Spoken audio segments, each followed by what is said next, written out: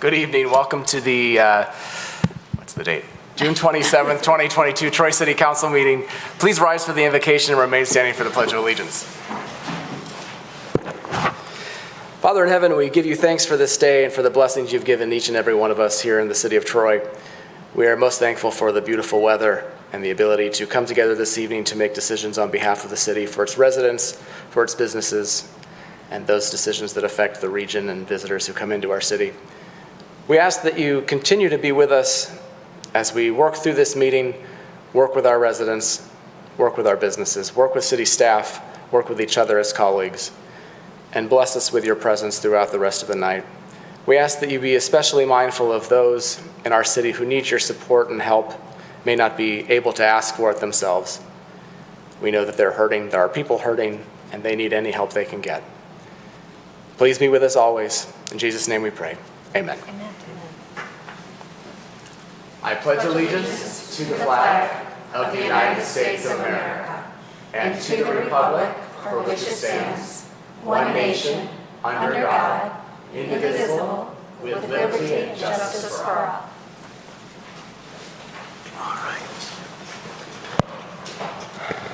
All right, the June 27th, 2022 Troy City Council meeting is now called to order. I'll ask for the roll call from Ms. Dixon. Mayor Baker? Here. Councilmember Abraham? Here. Councilmember Brooks? Here. Councilmember Chamberlain-Krenga? Here. Mayor Pro Tem Erickson Galt? Here. Councilmember Hamilton? Councilmember Hoderick? Here. We have a quorum present. I did receive communications from Councilmember Hamilton that he would be out of the county this evening and therefore unable to attend our City Council meeting.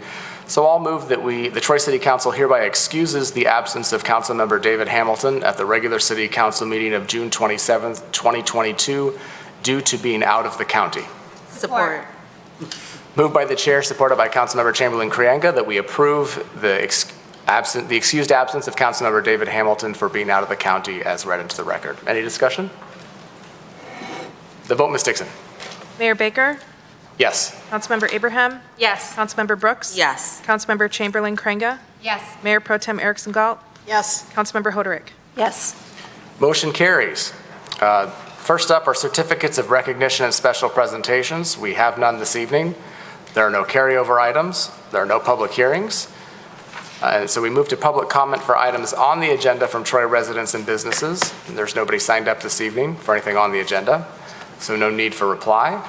No postponed items, so we jump right to regular business. I-1 is board and committee appointments. There are no mayoral appointments this evening, but we do have some city council appointments. So I'll turn it over to Mayor Pro Tem Erickson Galt. Thank you, Mayor. I'd like to move the nomination of John Foster to the Employees Retirement System Board of Trustees and Retiree Health Care Benefits Plan and Trust for the term expiring December 31st, 2024. Support. Moved by Mayor Pro Tem Erickson Galt, supported by Councilmember Brooks, that we approve the appointment of John Foster to the Employees Retirement System Board of Trustees Retiree Health Care Benefits Plan and Trust for the term expiring December 31st, 2024. Any discussion? Vote, Ms. Dixon. Councilmember Abraham? Yes. Councilmember Brooks? Yes. Councilmember Chamberlain Craig? Yes. Mayor Pro Tem Erickson Galt? Yes. Councilmember Hoderick? Yes. Mayor Baker? Yes, motion carries. And we thank Mr. Foster for his service. And I would also like to move the nomination of David Haight or the appointment of David Haight to the Liquor Advisory Committee for the term expiring January 31st, 2025. Support. Moved by Mayor Pro Tem Erickson Galt, supported by Councilmember Hoderick, that we approve the appointment of David Haight to the Liquor Advisory Committee for the term expiring January 31st, 2025. Any discussion? The vote, Ms. Dixon. Councilmember Brooks? Yes. Councilmember Chamberlain Craig? Yes. Mayor Pro Tem Erickson Galt? Yes. Councilmember Hoderick? Yes. Mayor Baker? Yes, Councilmember Abraham? Yes. motion carries, and we also thank Mr. Haight for his continued service. And finally, I'd like to move the appointment of Mark Adams to the Southeastern Michigan Council of Governments, SEMCOG, for the alternate position with a term expiring November 13th, 2023. Support. Moved by Mayor Pro Tem Erickson Galt, supported by Councilmember Chamberlain Craig, that we approve the appointment of Mark Adams as the alternate to the Southeastern Michigan Council of Governments, SEMCOG, Board for the term expiring November 13th, 2023. Any discussion? Vote, Ms. Dixon. Councilmember Chamberlain Craig? Yes. Mayor Pro Tem Erickson Galt? Yes. Councilmember Hoderick? Yes. Mayor Baker? Yes, Councilmember Abraham? Yes. Councilmember Brooks? Yes. motion carries. And thanks to Mark. That concludes council appointments this evening. So we move on to I2, board and committee nominations. I do have a mayoral nomination this evening. I'd like to move the nomination of Kathleen Garmo to the Downtown Development Authority for the unexpired term expiring September 30th, 2022. Support. Moved by the chair, supported by Mayor Pro Tem Erickson Galt, that we approve the nomination of Kathleen Garmo to the Downtown Development Authority for the unexpired term expiring September 30th, 2022. Any discussion? I'll just say that her application is put in, although I think it right now is just designated for a different board and committee. She's updated it, and it will reflect in the portal for DDA. But I'm excited to announce that she's actually a resident of the DDA living in the Zen City Apartments. So she would be our first resident member on the DDA. That's exciting. So the vote, Ms. Dixon. Mayor Pro Tem Erickson Galt? Yes. Councilmember Hoderick? Yes. Mayor Baker? Yes, Councilmember Abraham? Yes. Councilmember Brooks? Yes. Councilmember Chamberlain Craig? Yes. motion carries. That concludes mayoral nominations this evening, and I don't believe there are any city council nominations this evening. So we will move on to I3, which is a request for closed session. I will move I3, request for closed session. Be it resolved that Troy City Council shall meet in closed session as permitted by MCL 15.268H, MCL 15.243G. Support. Moved by the chair, supported by Mayor Pro Tem Erickson Galt, that we approve the request for closed session in I3 as printed in the agenda packet and read into the record. Any discussion? The vote, Ms. Dixon. Councilmember Hoderick? Yes. Mayor Baker? Yes. Councilmember Abraham? Yes. Councilmember Brooks? Yes. Councilmember Chamberlain Craig? Yes. Mayor Pro Tem Erickson Galt? Yes. Motion carries. At the conclusion of the public meeting, we will recess into the closed session and then adjourn from there at the end. Next up is I4, fiscal year 2022 budget amendments, and that'll be introduced by our Chief Financial Officer, Rob Malzik. Hey, Rob. Thank you, Mayor. Thank you, Council. Just wanted to mention that this is house cleaning. This is the last meeting of the fiscal year. So what we did is we analyzed the financial statements through 11 months of actual results. And so what we have before you is a general fund amendment that does not change the fund balance. We had an increase of almost $900,000 because of the census data that came back. Troy grew, so we got additional funds from the state for that. And then we offset it, and primarily what we offset was a $430,000 charge from the county. And what that was for the Red Run drain system. There was a north bank that was built up. It was a big project, and it's just the share of our we have X% of Oakland County that runs into the red run, and so that's just our charge.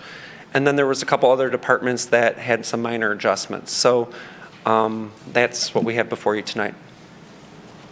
Thank you, Rob. Any questions? Councilmember Abraham. I'll move I-4 fiscal year 2022 budget amendments as printed. Support. Moved by Councilmember Abraham, supported by Councilmember Brooks, that we approve I-4 fiscal year 2022 budget amendments as printed in the agenda packet. Any discussion? The vote, Ms. Dixon. Mayor Baker, Yes. Councilmember Abraham, Yes. Councilmember Brooks, Yes. Councilmember Chamberlain Craig, Yes. Mayor Pro Tem Erickson Galt, Yes. Councilmember Hoderick. Yes. Motion carries. Thank you, Council. Thank you, Rob. Next up is I-5, Chapter 49, Mobile Food Vending Units Ordinance and request to amend Chapter 60, Fees and Bonds Required, and that'll be introduced by our City Clerk, Aileen Dixon. Thank you, Mayor. Before you tonight is Chapter 49, Mobile Food Vending Unit, which is a long way of saying food trucks. And we say it that way because it might not be a truck, it might be a trailer. We just want to make sure we cover all our bases.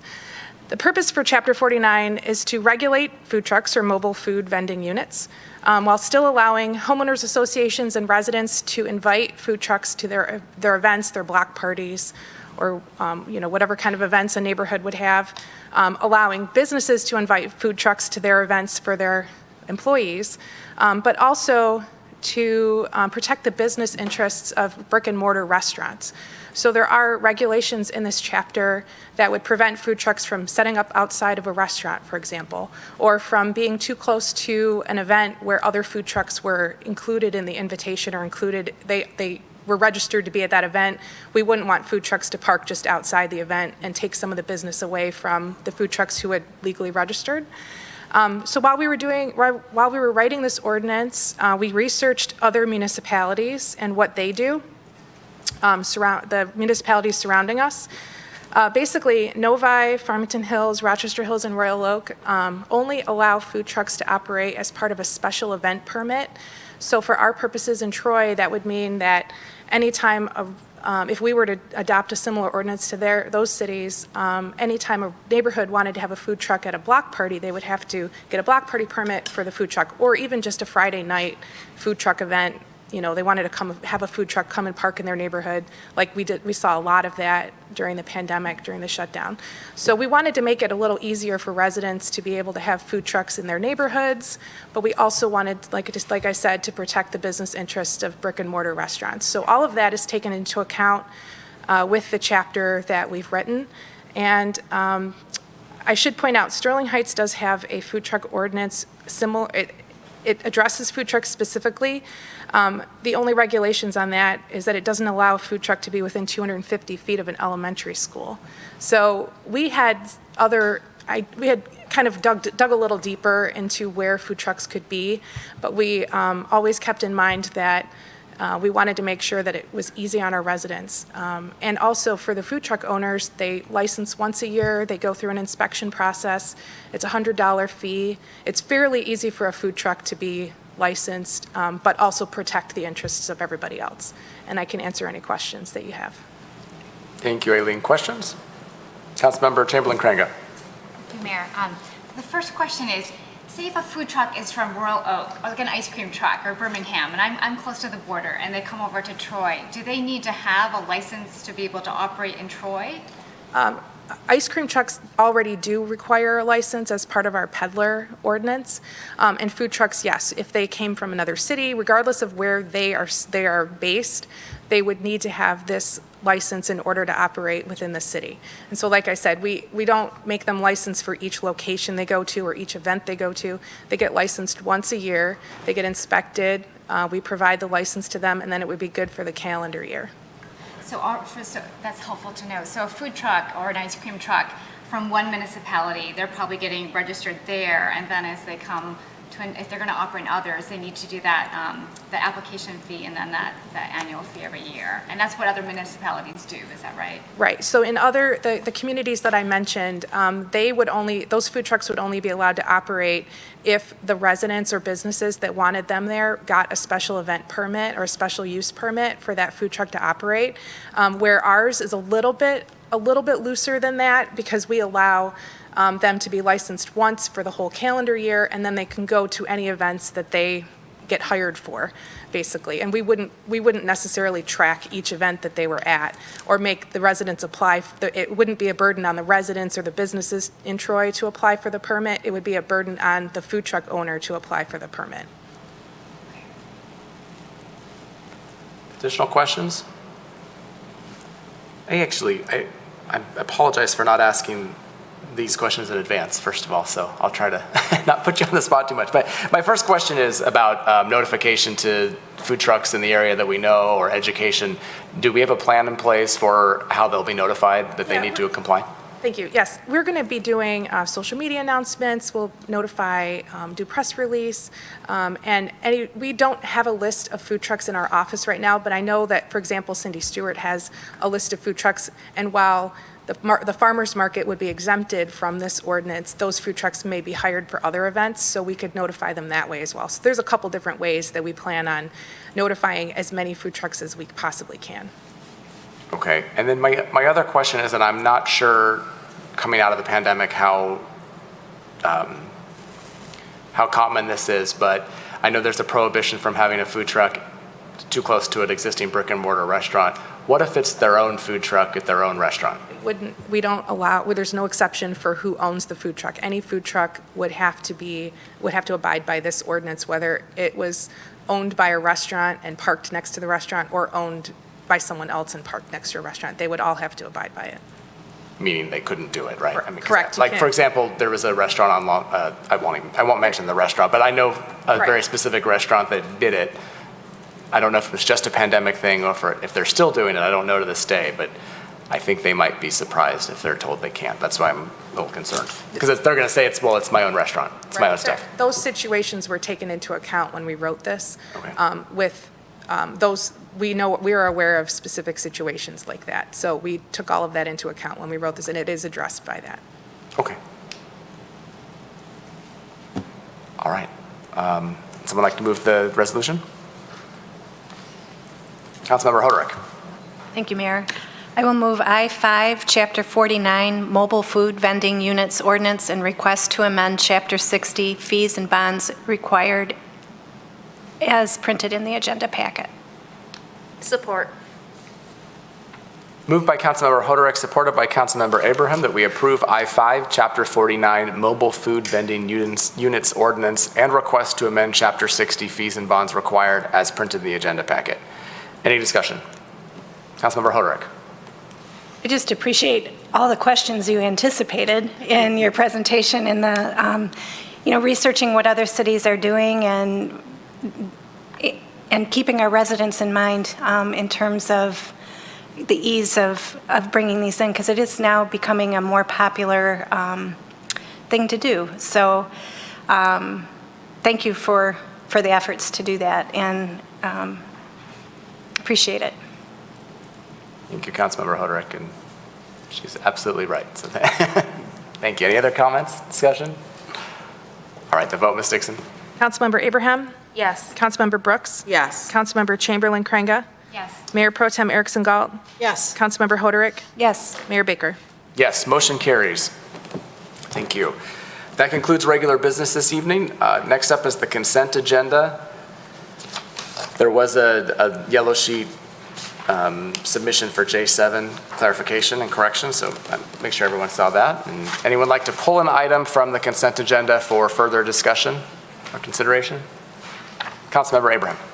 I'd like to move all items on the consent agenda as printed and as amended on the yellow sheet for J7.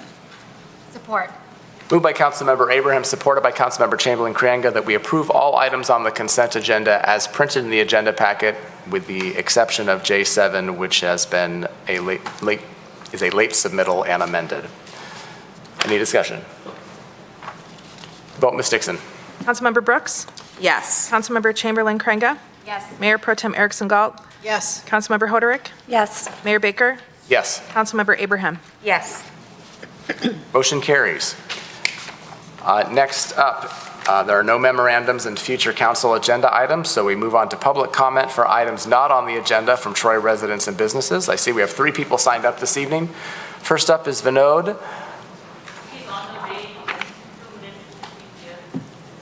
All right, I'll do the other 2 first. Thank you. Then next will be Cheryl Kappas.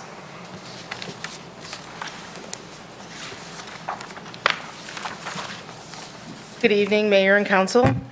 At the last council meeting on June 13th, the Street of Eckford came before you to try and stop the Eckford Oaks cluster housing project that would take away the appeal of our street. You, the council, said in the past you denied cluster housing requests.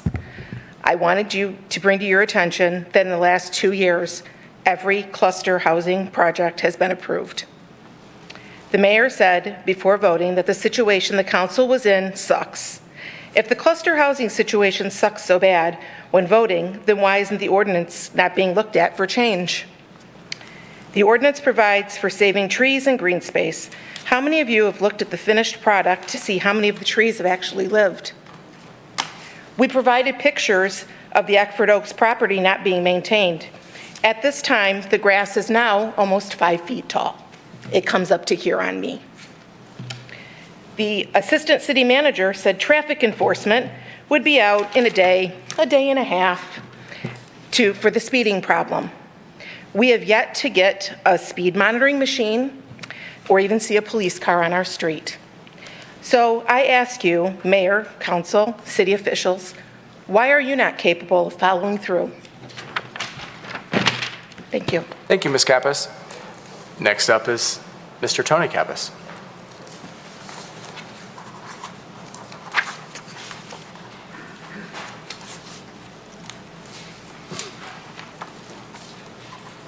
Good evening, Council.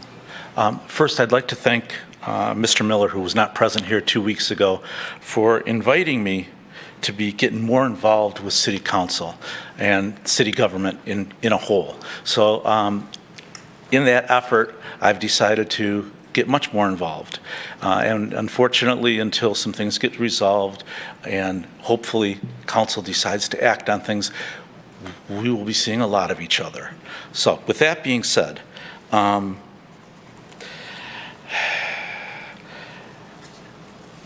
as my wife just stated, the builder next door has blatantly disregarded your request, as well as the police department and city officials blatantly disregarded what they said they would do regarding to our speed limits down Eckford. It truly saddens me when all 7 of the city council members today, well, 6 of you today, came and apologized for what you did and said it was the lesser of 2 evils. I get that. Every time I vote for president, I feel like I'm voting for the lesser of 2 evils. And I'm very tired of going for the lesser of 2 evils. I firmly believe that every single one of you that's sitting there today has the best interest of the residents of Troy at heart. If you didn't, you're not doing it for the money. There's no question about that. So with that being said, I was very surprised to find out that the 7 of you have it within your power to change the ordinance. You can very easily say we would like to look at this ordinance and determine how we can have it so the residents have a say. Or at least when they do have a say, you're not apologizing to them and saying, you know, there's nothing else that we can do. This was the lesser of 2 evils. An apology without action is no apology whatsoever. In Plainfield in 2020, Plainfield Township changed the ordinance. They said, you know what? If a builder wants to come into an area and build it with similar properties that are currently in the area, we're all for it. But if they want to go in and change the demographics of an area, City Council does have the right to say no. I'm asking you, take back that right. Otherwise, there's no reason whatsoever to have public hearings, because you're just going to say yes anyways, because it's the lesser of two evils. Take a stand, make it so the ordinance gets changed, look at it seriously, and determine what needs to happen so that when somebody comes up here and says, my gosh, our whole area is flooded right now, what's going to happen to it when they do that? Thank you, Mr. Kappas. That concludes your 3 Thank minutes this evening. I see Vinod has arrived. You're up, sir. You have 3 minutes.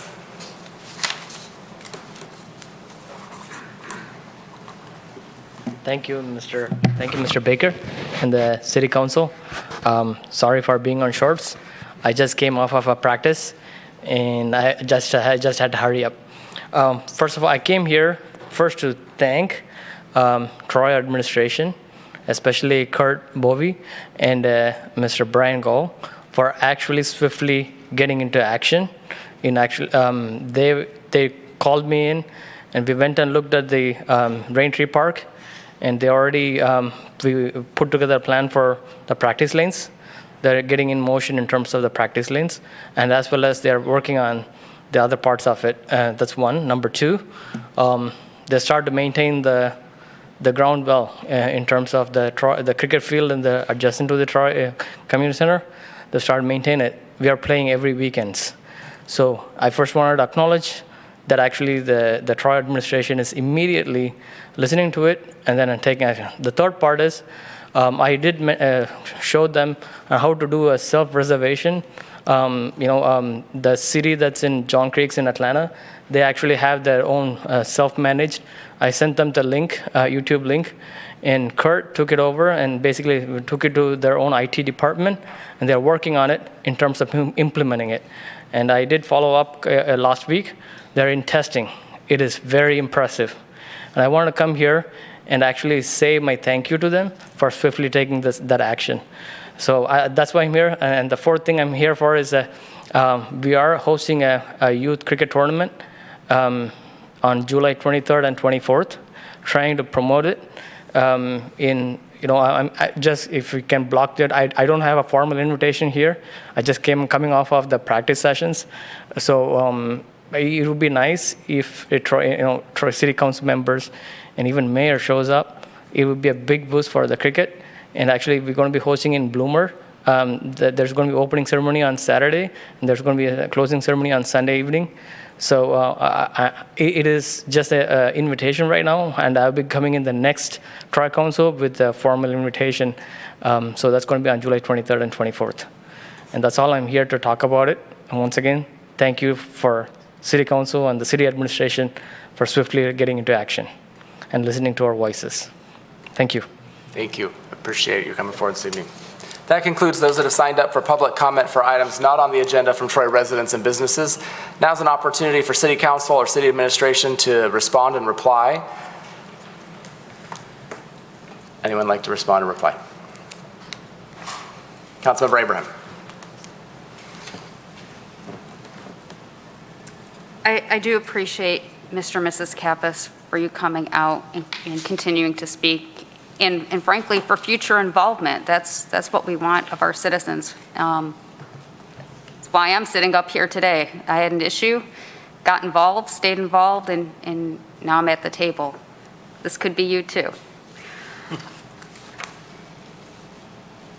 I appreciate the research you did in terms of looking into the voting record for cluster developments. Maybe you went even more broadly to look at any developments. I wish you had gone back more than 2 years, though, because if you had, because clusters developments have been around for about 6 years, and in the past 6 years, there have been no votes on cluster developments, whether it was collectively as a body or individuals sitting at the table who have voted no. Some of those no votes by the council as a body led to lawsuits, some of which are still ongoing. So please understand, we take each development very seriously, and we look at it on its merits and what we can, under not just the ordinances, but Michigan state law and what we can deny and what we are in the reasons for denial. I too live in a neighborhood that's older. And over the past 2 or 3 years in particular, what had been green spaces are being developed. To me, it's very personal. It's a neighborhood I grew up in and that I still live in. But my own personal feelings have to be balanced with what ordinances and what the law requires of me as a council person. Property owners have rights as well. And certainly this body, this council, has denied things, and we're not afraid to vote no when we feel compelled and that we have basis for doing so, even if at times it gets us into the judicial system. I recognize that your neighborhood is going to change, and I recognize it because I know my neighborhood has changed. It's changed a lot, and it's going to continue to change.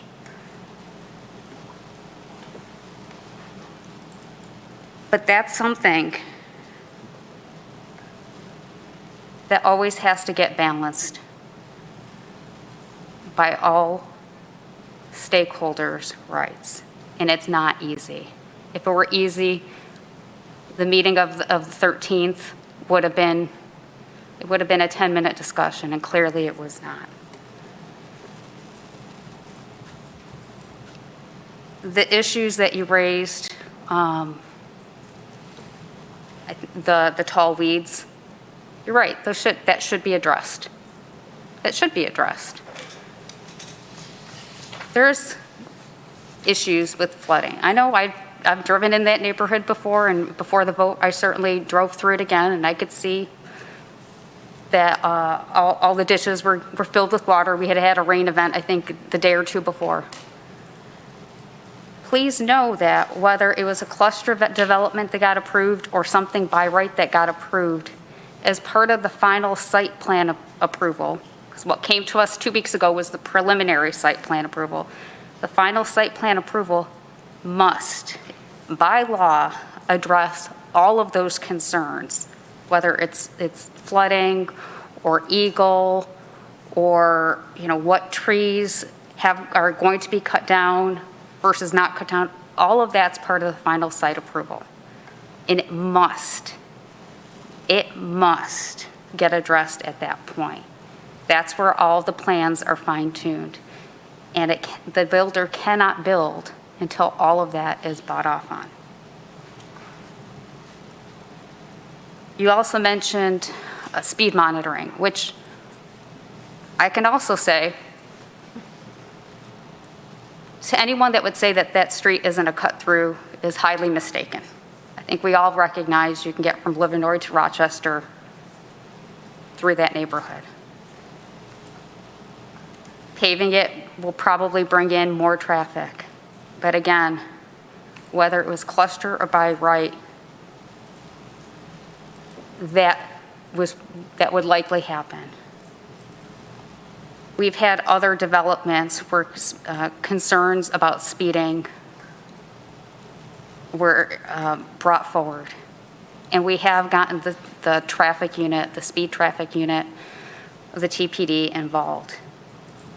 There are a lot more demands, as you can imagine, for their time than I think we could all wish.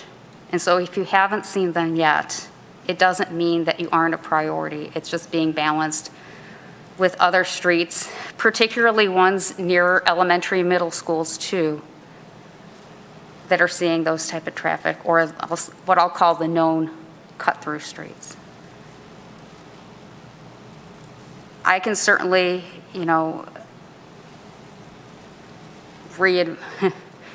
reiterate our desire, and I think there's probably consensus at the table to make sure that speed in addition to, I'll say, the weed situation where it's growing quite tall, that the right city offices are involved to make sure that the right things are happening. And that should happen, I'd say, regardless if there is a development going there or not. And that's something as a resident that can be requested. It doesn't even have to be part of a development concern.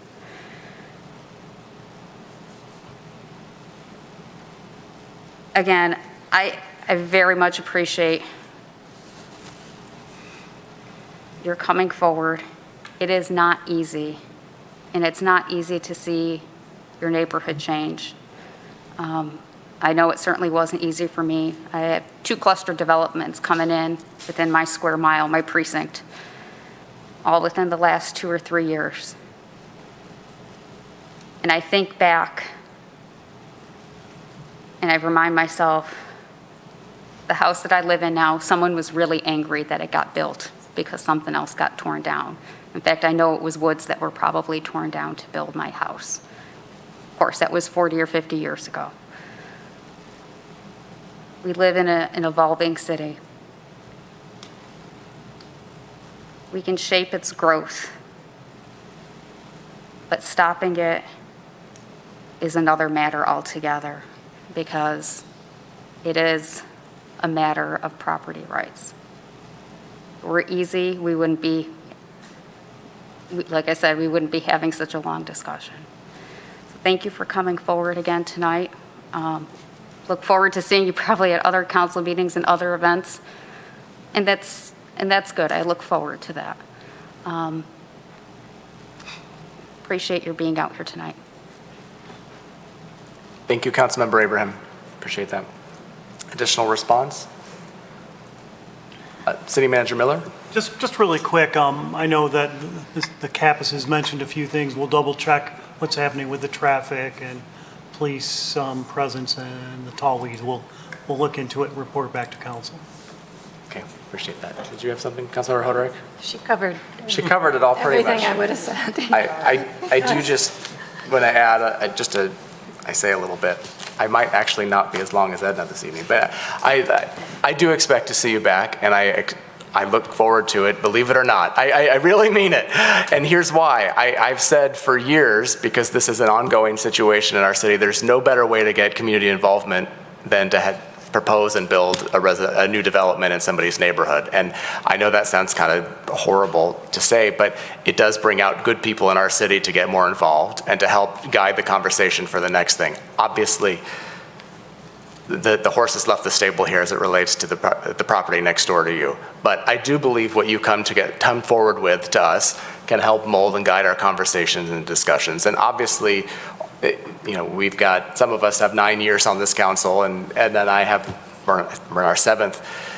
There has been a lot of movement through this cluster ordinance, and it would be impossible for you to go back and watch all those hours of YouTube videos. But we have made ordinance changes to the cluster ordinance fairly recently to make it a little bit better. Obviously, it's not addressing some of the things and concerns you have, but we're always looking for building that best product, recognizing the property rights issue, recognizing, just like you and I wouldn't like it if someone came and told us what we could do with our property. There's people who own beautiful pieces of property that have every right to develop them or cut down trees on their own property and things that would be mortifying for some neighborhoods. So trying to balance all that is the struggle, but hearing your ideas, hearing your research is always good. We're a part-time body. We haven't met together since we saw you 2 weeks ago. So this is our version of follow through, Mrs. Kappas, to be able to say, Mark wasn't here 2 weeks ago. I do know Chief Nastasi, our police chief, who's not here this evening, did initially look into the traffic. I know he started down that road. I think Bob even mentioned it that night. And I know Mark, I saw him immediately write down probably a big weeds on Eckford when that was brought up, because he'll follow through. I know Mark's handwriting from here well enough to know that's what he was doing. But we will be on top of it as best we can as a part-time body. We've given the consensus and the reminder to Mark and his team to make sure that happens. But really, I do look forward to talking more with you and seeing you here. I'm sure you'll be here, and maybe you said it as just to scare us at the time, but we're ready for it. We're ready for you. It's the best part of this job, actually, is having the interaction and the opportunity to hear from our residents most of the time. Right, Ellen? So, yeah, go ahead and add something, and then I'll wrap up. Years ago, before we had a cluster ordinance, there were residents that had concerns about the by right developments when they came in and what they looked like and what they were doing to the properties next to their residential areas or along the roadways that they were driving. I think Councilwoman Abraham can remember very well because it was over in her neck of the woods where a by right went in and residents were so frustrated. And our planning commission and the city council said, what can we do to, something that's an alternative to what the by right is? And the cluster ordinance came out of that. So the cluster ordinance that is frustrating you came out of a time when residents were frustrated because we didn't have such a thing. So we've been here long enough now to kind of see that, and it is an ongoing finessing and working with our planning commission. The by right project that could go in there wouldn't even come to council. It would just go through planning commission. So the cluster, for me, when I thought about what it's like to live in your neighborhood, I felt like I was doing the best option for your neighborhood. Development's going to happen there, either the by right or the cluster. So my history with the cluster ordinance is that it's a tool, a lever we can press to try to help finesse whatever's going to go into an area to be as compatible as possible. Clearly, it doesn't feel that way to you, and I'm sorry about that. But know the intent of what the cluster ordinance was to begin with, and we have finessed it over time. At the same time, the tree ordinance was developed. And that, a few years later, a lame duck session of Lansing, they almost passed a law, voted on a law that would have undone our tree ordinance, and then I'm not sure what it would have done to our cluster ordinance. And fortunately, our rep and senator at the time knew our history and how our residents were really clamoring for us to protect our trees. So there has been a lot of listening, responding, reacting according to the law, which is complex. And have there been times with rezonings and whatnot that we've held firm and said no? Yes. And we've been able to articulate very specifically in legal terms why we were voting no, so that our city attorney can then represent us in court with relevant answers that came from the council table that withstand judgment in court. So there's a lot of thought and work, and like they said, we look forward to your involvement. We're working on our master plan revision right now that will be coming forward. Stay engaged, stay paying attention. Just know that there was a lot of thoughtfulness that went into the decision specifically for your area. And we did hear your concerns. We know staff did. We know the process works to comprehend it. And we just have to let it flow through. But again, thank you for being out. Just know it was residents that helped a cluster ordinance come to be, to begin with. It was response to listening to residents and their concerns. Thanks, Councilmember Hoderick. Last thing I'll say is that, Mrs. Kappas, your recitation of my poor choice of words was pretty impressive, and will remind me not to say something like "it sucks" from the table again, because it just doesn't read well, especially when it's coming out of someone else's mouth back at you. But I appreciate you writing that down and using a good word. I hear the message, and I do appreciate both of you coming tonight, and I know that we'll continue to see you, like I said, and we'll keep working on all of this. And if I could, Vinod, good to see you, and thank you. I look forward to learning more about the Cricket Youth Tournament on the 23rd and 24th of July, even if it's not in our city, but we'll hear about it, so thank you. That concludes City Council, City Administration response and reply to public comment for items not on the agenda from Troy residents and businesses. There are no council referrals this evening, so we move on to reports. There was a late submittal of a report 02 O2A. Would anyone like to make a comment or have any discussion on the reports this evening? Councilmember Abraham. Thanks, Mayor. Yeah, I wanted to comment on O2A, which is the proclamations and congratulatory certificates. I appreciate the time spent by staff to, package up something that is intended to be an outreach to our residents. Reviewing this latest report, thinking back on the last council discussion we had, as well as the discussion at the special meeting the special study session earlier this year, specifically on this topic. I'm feeling more and more as if these proclamations and congratulatory certificates are involving more discretion in terms of identifying, does it meet the criteria that might be laid out here? Because something that's innocuous, a proclamation that may be innocuous to a certain population might be highly inflammatory to another one. We saw it last October, and there was really nothing that we could do to have predicted that. I'm becoming more of the mindset of the views expressed by Mayor Pro Tem Erickson Galt, where maybe these do need to be limited. Or if we do have them, that they are limited to individuals, events, and organizations that are very specific to Troy, like the one we had here 2 weeks ago with the Red Hawks and their accomplishments. I feel like continuing to do what we had been doing, which is a lot of proclamations every month, some of which are duplicative with what's happening at the state and national level, is not the best way for staff to be spending their time or even to be spent in a business meeting like this is, unless it's extremely specific to Troy. Thank you, Councilmember Abraham. Additional comments on that specific report or the other reports? City Manager Miller.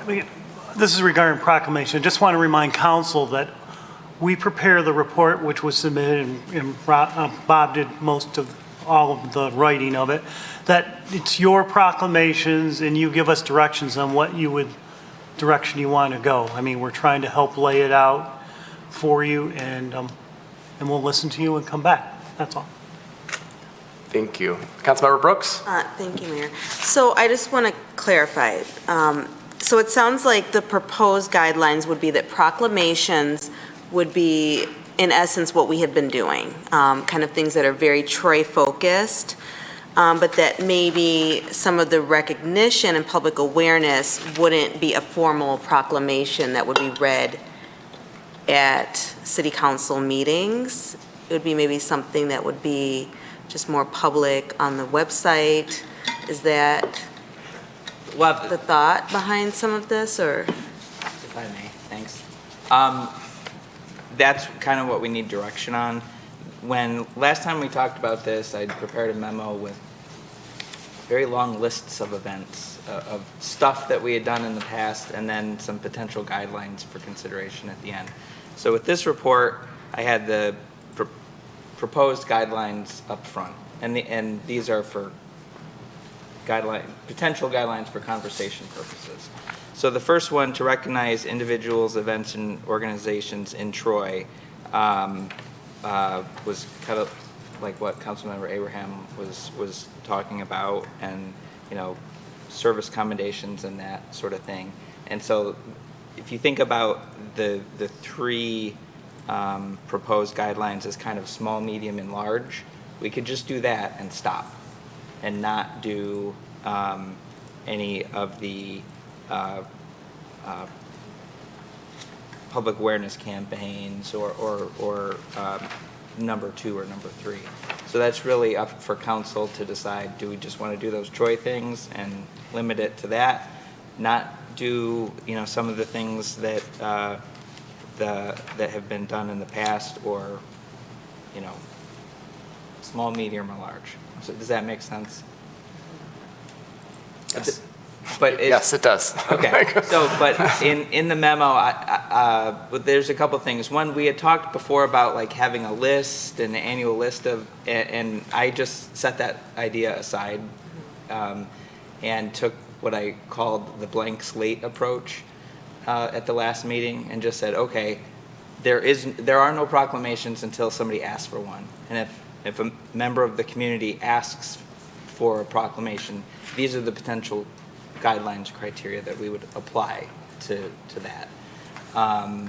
So that was kind of the approach that I took at it this time to try to generate some conversation and direction. I think you're going to get it. Councilmember Roderick? After our last lengthy discussion, and literally being wakeful that night, thinking through and pondering, I'm of the mind, I had come full circle back to where Mayor Pro Tem Erickson Galt had been, and was thinking, we just need to do no proclamations. At 3 o'clock in the morning after that discussion, that's what I thought. A little bit still at 9 o'clock in the morning too, over coffee. Having said that, I do, for individuals, events, and organizations in Troy, I do think that that is a role that, as city leaders, collectively, when we can take a moment to recognize people in the community doing special things, that is right and appropriate. And in fact, I think sometimes we've been so busy jumping on board state and national topics that we aren't properly taking the time to comprehend, think of, and focus on our own community. If we're not doing it, who's gonna? And that should be our number one priority. So if I was delivering the edict and I'm one vote, I have come to the point where I think recognizing individuals, events, and organizations in Troy, community members can bring it forward, staff, if you see it, certainly sometimes our police department out there doing community relations and on the front lines, our Parks and Rec, wherever it comes from, comes to the city manager to say, hey, this is something special and unique. That's where my head is. Thank you, Councilmember Hoderick. Councilmember Chamberlain-Crango. Thank you. So I think all along I've been more on the approach of, I don't want to say more is better, but just recognizing that there's a way that proclamations can express values. So I did speak with some community members, including some folks who happen to be in Global Troy, just because they're very sensitive to some of the proclamations around, say, Asian American Heritage Month and some of the other ones. And I do know there's some residents who do see that, they see their community sometimes in those proclamations when they're there. But I do believe as a priority, we have to focus on proclamations that are about our residents and about our staff. Those are the ones that bring out the people at the end of the day. And of course, if you are going to do some of the others, we'd want to make sure that there is someone in the community we can give that to, or staff or others. But I'm all about starting with, if there are ones we're going to do and we're going to read, we can keep that just to the individuals, events, organizations, and Troy, so that first bucket. I still am on the side of I wouldn't want to fully get rid of some of the other ones, but maybe those are led by community groups, and if there's a community group that wants to bring that forward, or someone in Global Troy is very passionate, wants to bring it forward, that they can do that. So just some thoughts, and just having spent some time talking to people. Appreciate that, Councilmember Chamberlain-Crango. Thank you. Mayor Pro Tem Erickson Galt. Thank you, Mayor. I still stick by my original position that less is more. We are now in our third discussion about proclamations. When you do a lot, it gets watered down. it's not special. You know, when we're having 5 in any one given meeting, you know, then you start to wonder, well, why are we doing this to begin with? If this is supposed to be commemorating something special, you know, there's a lot of special going on, I guess. So I would say that proclamations, especially the ones read at the council, and I would be open to the idea of having other sort of congratulatory certificates similar to what we do for ribbon cuttings that are not part of council meeting and don't necessarily become part of the public record. But the proclamations that come before us and are read at our sessions should be very specific to Troy and should be rare. So. Thank you, Mayor Pro Tem Erickson Galt.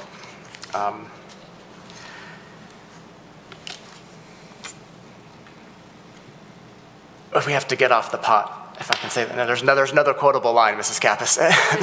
But I got to be careful with my language. But it's,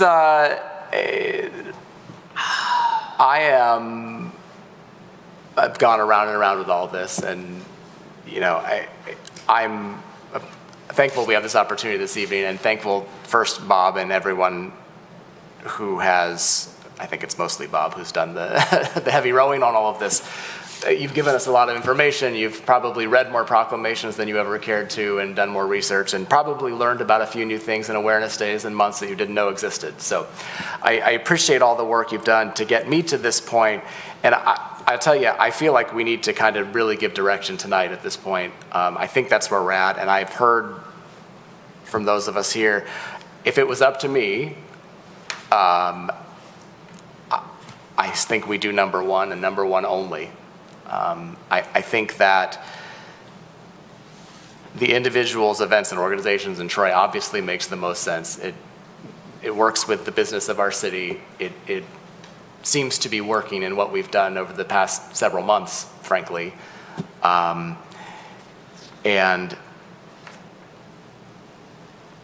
I think in this day and age and where we're at in the world, it's probably the wisest choice for us to limit it to Troy-specific things, our proclamations. And I flirted with the idea of, oh, let's pre-approve some that are on the website or something. I thought that might be a good idea, but I still think there's too much subjectivity with that. And even in your memo, which is proposed ideas, I think there are people who could find arguments to why some should be there and some shouldn't be, and that if somebody can make that argument, I think that we're in a heap of trouble.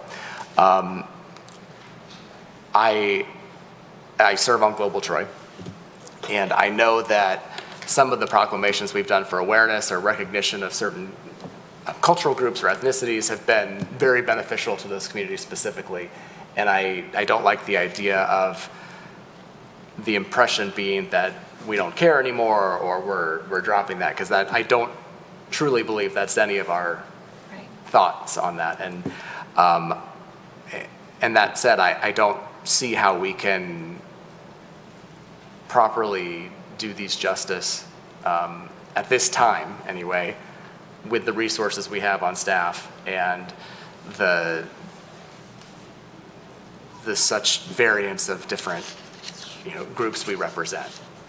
And as we become more diverse and have more cultures coming to Troy and more foreign-born citizens and all the things that make us so beautifully diverse, it also gives us more opportunity to offend somebody or get into trouble with somebody. And I'm risk-averse when it comes to that. So I think there's consensus to for sure do number one. And I guess my next ask for consensus is to leave it at number one and have that be our policy. And I know that's enough nodding heads. I know that there, and Councilmember Chamberlain-Kranga, I hear you. And that's where I struggle, and I know all of us have. I have. Ellen, this is twice. Go ahead. Well, I appreciate what Councilwoman Chamberlain-Kranga is saying and what you're saying, and I love that we have Global Troy and that they bring voices to the city. And, one of the thoughts I've had is I keep hearing it said that there's over 90 languages spoken in our schools. So how do we comprehend, the many communities and diversity? And it occurred to me that, it was through Global Troy's efforts and emphasis, and I believe Councilwoman Chamberlain-Craig, it was when you were on Global Troy that the Welcoming City Initiative came forward. And honestly, that's a very Troy-specific moment. Each year, I believe, we affirm our membership as a welcoming city. When we do that, that might be an appropriate time to do a proclamation celebrating our Global Troy group, we all, this entire council, recognizes and values the fabulous diversity we have here. So it is appropriate, I think, to lean into that in totality, and perhaps that's an umbrella way to comprehend it. And of course, when there are special moments and times, we can always acknowledge it as individual council members from the council table, but that might be a collective way to embrace our diversity overall in the many cultures. And that's just one thought I have that maybe you could take back to Global Troy to discuss. But they could be here and be recipients, and that's a very Troy-specific connection to an important topic that you're right, we don't want to lose it. But how do we capture it without provoking? Sometimes it can be, as we're looking to love on and protect a community, an action we take can provoke the opposite unintended consequence sometimes. And I think if we can be as thoughtful as possible how we proceed, that's just one thought I had. Thank you. Councilmember Brooks? Thank you, Mayor. I just want to state for the record, I actually don't like the idea of getting rid of all of the recognitions either. I definitely agree with number one, for sure, being read into the record at city council meetings. But I do appreciate the recognition of, all these other important celebrations and holidays, and just acknowledging it from the city's standpoint. But at the same time, I also understand the dilemma that we are in because, in this day and age, there's a problem with almost everything. And people are turning everything into something more than what it is, and political and, all this other stuff. So I also understand that concern and the concern of, the stress and the extra work that it could potentially put on our city staff. So I do understand and appreciate that. But for the record, I do still like the recognition of a lot of these important celebrations and holidays. So. Thank you, Councilmember Brooks. I do too. That's part of the issue again. And I think that we need to find a way individually to still celebrate those. And I'd like encouraging Global Troy or doing a proclamation relating to that and the welcoming city from that perspective.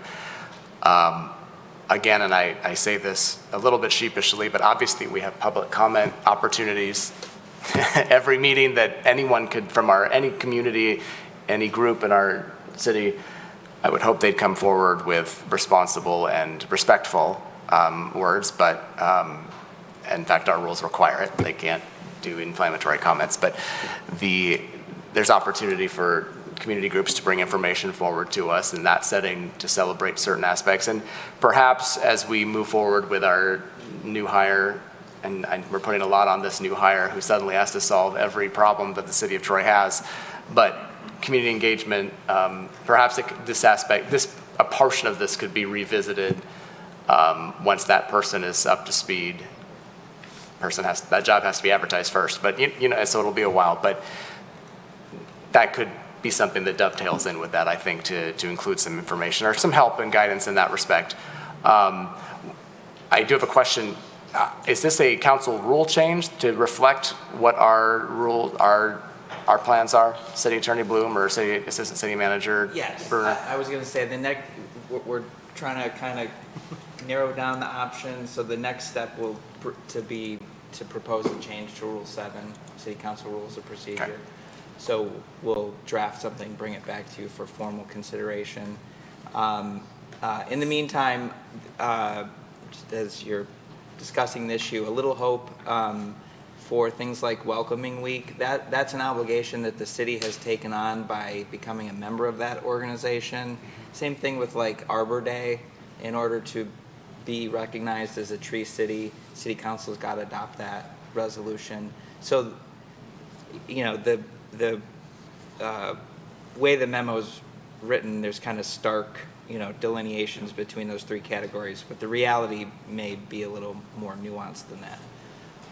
Well, and I would say anything that we're required to, because of membership bylaws, that should be I don't know if it's an exception, but that should be included. But also, being a tree city is very Troy specific. So I think that qualifies, as does being a welcoming city for Welcoming Week. So I think those fall in nicely. Yeah.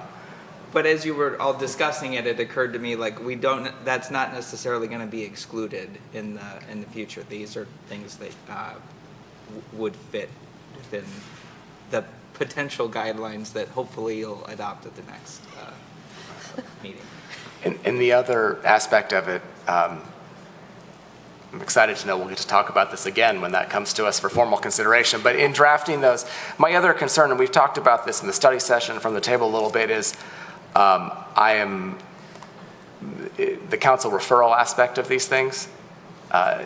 You can't prohibit us from doing council referrals, but I would hope that the policy from our consensus is to not take this as an opportunity to just start doing council referrals for all of these things, because that puts all of us and the city in an awkward position. And I just, for the good of the city, and it's all of us, just as a reminder. That's just my 2 cents on that. And finally, as this relates to the city's social media handles, I hope that our use of social media as a city is reflective of the procedures and policies we're putting forth as it relates to proclamations here from the council table. I don't see this as an opportunity for our city handle and social media to be used to call out certain of these things when council has made it clear that we're not at this time comfortable going in that direction. So I will leave that out there for you. Any other discussion on O2A? Oh, yeah, Councilmember Chamberlain-Crango. I was thinking, Mayor, I was thinking the same exact thing about that is, I know often our police department has an amazing community outreach, and I really appreciate it. We always love following what our police department does. And there are a lot of those special months, whether it's Asian American, Pacific Islander Heritage Month, you know, they did a tweet. And so, you know, what does that mean? You know, if, you know, we're not going to do that and others do. So just to put that out there. And then Bob was also thinking maybe there's a second category, because I hadn't realized that you have Arbor City, Arbor Day. You also have like Welcoming membership that requires that you do the proclamations. So that to me still seems different than the number 1, but maybe it's the number 2. And we commit to those. So I still kind of, I respect your consensus. I still have my dissenting opinion, but I absolutely respect our consensus. Great, and thank you for bringing up the PD, because I think your social media, I'm looking at Lieutenant Jones back there, but the social media that the PD does is right on point to this stuff. And frankly, it's the police department work in the community policing and relations that has a better grasp on some of these important things to celebrate and acknowledge. So I think when I was talking about social media, I did not mean the police department. Didn't even dawn on me in that respect. I just meant the City of Troy government handle specifically. I would not want to squelch anything that the police department is doing with their social media. So, okay? All right. Reports are the longest part of tonight's meeting. All right. Next up are council comments. Any council comments? Councilmember Brooks? Thank you, Mayor. I was just going to say happy 4th of July next week, and just be safe. I know that somebody's going to probably mention fireworks ordinance. Just adhere to the fireworks ordinance, and just be safe with fireworks because they can be very dangerous. I know everybody knows that, but really every year, I mean, people do become severely injured and even die from, mishandling of fireworks. So please be safe and have an enjoyable holiday. That's it. Thank you, Councilmember Brooks. And yes, fireworks ordinance will get asked. The phones are probably already ringing at the police department. As a reminder, we have the strictest fireworks policy ordinance you can have in a city that the state will allow. Right, City Attorney Bloom? That is correct. Okay. Councilmember Hoderick, did you have something? Related to that, could our city social media, maybe the PD social media, remind people that we have the strictest? And if we could make it stricter, we would, but we can. And, what it is, because those questions will start coming we'll get emails. If we could maybe anticipate it, that would be great. I'm sure they already are. Very good. Keeps them busy. Anything else, Ellen? Back in reports, Oh, sure. there was a couple of letters of appreciation, one to our fire department for assisting with the fire incident in Holly, Michigan. Grateful that, sounds like our Station 6 was in action, and I'm so grateful for that. And then there's also a letter of appreciation in there. Somebody named Mark Miller from the American Society for Public Administration. He has been named a 2022 Outstanding Executive Official Award, or given that award. So congratulations, and I just feel that folks should hear that and know that. Our staff continues to be highly regarded. Mayor Baker mentioned in this State of the City, our city clerk was Clerk of the Year. I mean, we have accolades go on like this. Our professionals, our city professionals are really are such a great asset to us, and we appreciate the great work that you're doing. Congratulations, Mark. Thank you, Councilmember Hoderick. Councilmember Chamberlain-Craig. Thank you, Mayor. So, Councilmember Hoderick beat me to it. I was going to congratulate Mark on that amazing recognition. So we're very proud of you, Mark.